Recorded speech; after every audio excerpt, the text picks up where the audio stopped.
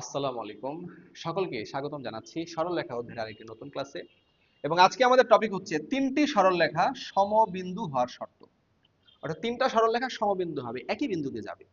অর্থাৎ ধরো এটা আমার একটা সরলরেখা, এটা আরেকটা সরলরেখা, এইটা আরেকটা সরলরেখা, তিনজনেই কি সমবিন্দু, অর্থাৎ তিনজন একই বিন্দুতে যাচ্ছে। আমি কিভাবে বুঝবো একই বিন্দুতে যাচ্ছে? আমি যদি এভাবে ভাবি যে ভাই আমি এটাকে দিলাম 1 নাম্বার, এটাকে দিলাম 2 নাম্বার, বলো যাই 1 আর 2 এর যেটা ছেদ বিন্দু সেটা কি 3 নং রেখার উপরে অবস্থিত না? এরকমই তো হতে হবে, তবেই তারা কি হবে সমবিন্দু। তাহলে আমি দেখতে পাচ্ছি এক আর যে কোনো দুইটার যদি আমি ছেদবিন্দু বের করি, সেই ছেদবিন্দু কি 3 নাম্বারটার উপর অবস্থিত। তাহলে আমরা কিভাবে বুঝবো তিনটি রেখা সমবিন্দু কিনা? তাহলে কি বললাম, যে তিনটি রেখা সমবিন্দু মানে যে কোনো দুটি রেখার ছেদবিন্দু দ্বারা তৃতীয়টি কি হবে, সিদ্ধ হবে। তাহলে ইচ্ছা মতো যে কোনো দুইটার ছেদবিন্দু বের করবা, সেটাতে 3 নাম্বারটা কি করে দিবা, সিদ্ধ হতেই হবে। ওকে, সিদ্ধ হতেই হবে। তো তখন আমরা বুঝবো যে না, তিনটা রেখা ঠিক আছে, এটা সমবিন্দু, মেনে নিব। ওকে, চলো আমরা একটা এক্সাম্পল করি। কি বলছে, এটা একটা রেখা, এটা একটা রেখা, এটা আরেকটা রেখা, তিনটা রেখা। এই তিনটা রেখা যদি সমবিন্দু হয় তাহলে দেখাও যে এত। তাহলে এখন তোমরা বলো, তিনটা রেখা সমবিন্দু মানে কি, যে কোনো দুইটার ছেদবিন্দু দ্বারা তৃতীয়টা কি হবে, সিদ্ধ হবে। তাহলে আমরা 1 আর 2 এর ছেদবিন্দু বের করি। আমরা প্রতিস্থাপন, অপনয়ন, বজ্রগুণন যে কোনো পদ্ধতিতে সমাধান করব। তাহলে দেখো,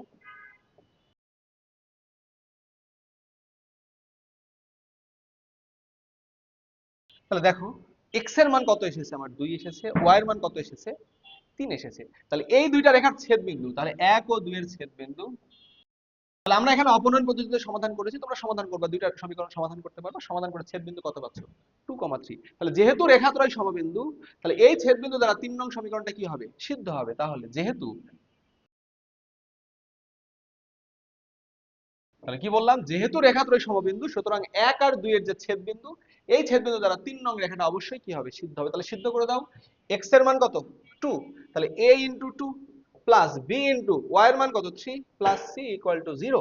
অতএব 2a plus 3b plus c equal to 0। এটাই তো আমার অ্যান্সার রে ভাই, এটাই তো প্রমাণ করতে বলছে।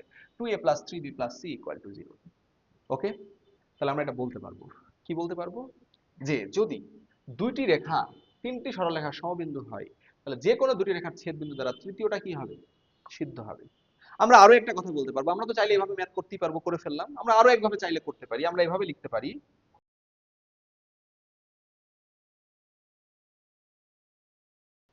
খেয়াল করো কি বলছি, বলছি যদি এই তিনটা রেখা সমবিন্দু হয়, এই যে a1x plus b1y plus c1 equal to 0, a2x plus b2y plus c2 equal to 0, a3x plus b3y plus c3 equal to 0, এই রেখাত্রয় যদি সমবিন্দু হয়, তাহলে আমরা একবারেও এটাও লিখতে পারি যে এখানকার x এর সহগগুলো লিখলাম a1 a2 a3, এরপরে এই সহগগুলো লিখবো b1 b2 b3, তারপর লিখবো c1 c2 c3, এই সহগগুলো লিখবো। লিখে যে নির্ণায়ক, সেই নির্ণায়কের মানটা অলওয়েজ 0 হতে হবে। নির্ণায়কের মানটা কি হতে হবে, অলওয়েজ 0 হতেই হবে। এখন বলতে পারো ভাই কিভাবে লিখলেন এটা? এটা আসলে কিছুই না, এটা আসলে এখান থেকে আমি লিখেছি, এই যে এই তথ্যটা থেকে। আমি চলো ব্যাখ্যাটা দেখাচ্ছি কিভাবে লিখতে পারলাম, তারপর আমি এটা এইভাবে ম্যাথটা করে দেখাবো তোমাদেরকে। তাহলে বলো, এই তিনটা রেখার সমবিন্দু মানে কি, এই প্রথম দুইটার ছেদবিন্দু দ্বারা তৃতীয়টা কি হবে, সিদ্ধ হবে। তাহলে প্রথম দুইটার ছেদবিন্দু আমি বের করব, সেটা দিয়ে আমি তৃতীয়টা সিদ্ধ করব। তাহলে চলো প্রথম দুইটা রেখা আমি ছেদবিন্দু বের করি, সমাধান করি। তো আমি সমাধান এখানে বজ্রগুণন পদ্ধতিটা ইউজ করব, বজ্রগুণন পদ্ধতিতে সমাধান করব। তাহলে দেখো, দেখো এই দুটো আমরা কি করব, বজ্রগুণন। বজ্রগুণন পদ্ধতির নিয়ম কি ছিল, এবারে x যখন লিখবা এই বরাবর গুণ বিয়োগ এই বরাবর গুণ, তাহলে কি হবে b1c2 মাইনাস b2c1। এরপরে যখন y লিখবা তখন একটু উল্টে যাবে, এই বরাবর গুণ আগে, তারপরে বিয়োগ চিহ্ন দিয়ে এই বরাবর গুণ, তাহলে কি হবে a2c1 মাইনাস a1c2। আর যখন ধ্রুবক পদ লিখবা তখন সিমিলারলি a1b2 মাইনাস a2b1 লিখে ফেলবা। একবার এটা এটা সমান লিখবা, একবার এটা এটা সমান লিখবা।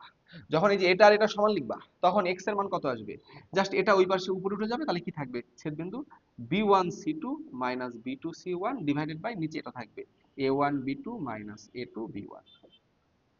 এরপরে y কি হবে, এটা এটা যদি সমান লিখি, এটা ওই পাশে উপরে যাবে, এটা নিচে থাকবে। তাহলে y ইকুয়াল টু কি হবে, a2c1 মাইনাস a1c2, আর নিচে কি থাকবে a1b2 মাইনাস a2b1। তাহলে x এর মান এটা, y এর মান কি, এটা। তাহলে এই যে সমাধান বিন্দু বা ছেদ বিন্দু, এইটা দ্বারা 3 নাম্বারটা কি হবে, সিদ্ধ হবে। তাহলে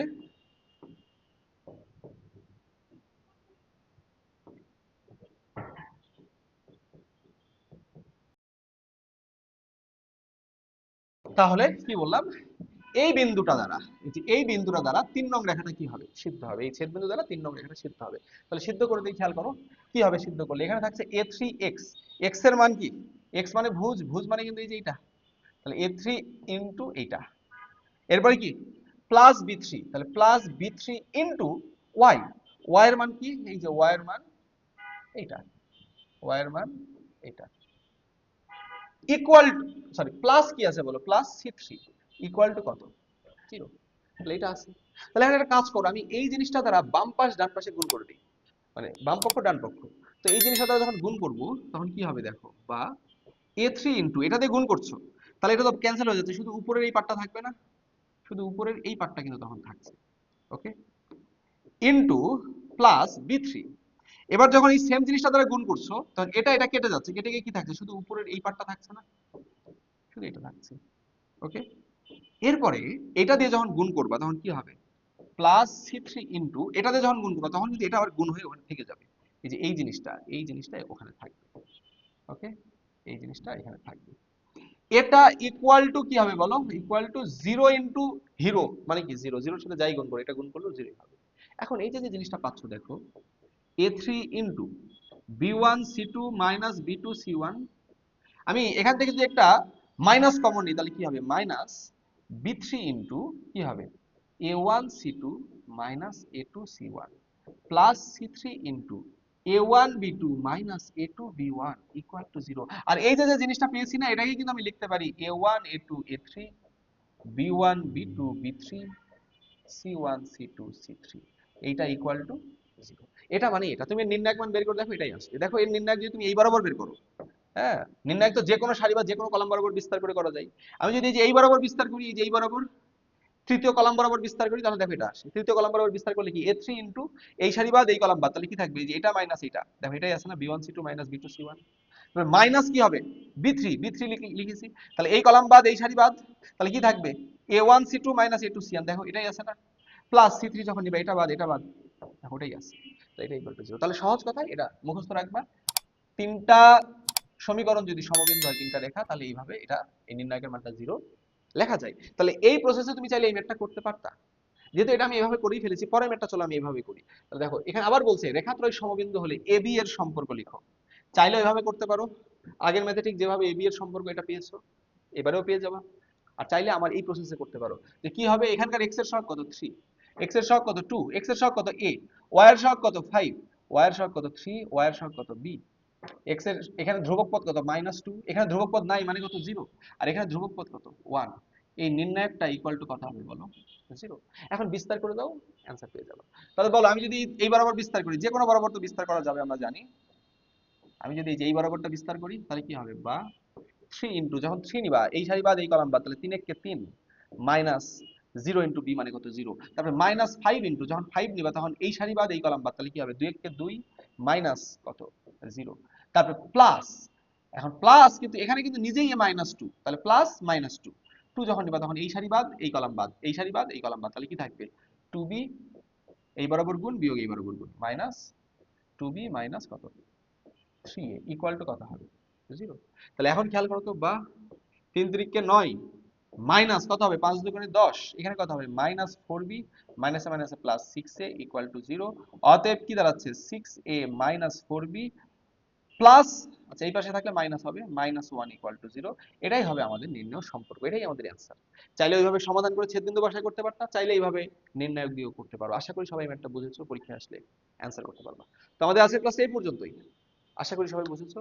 সকলে ভালো থাকো, আসসালামু আলাইকুম।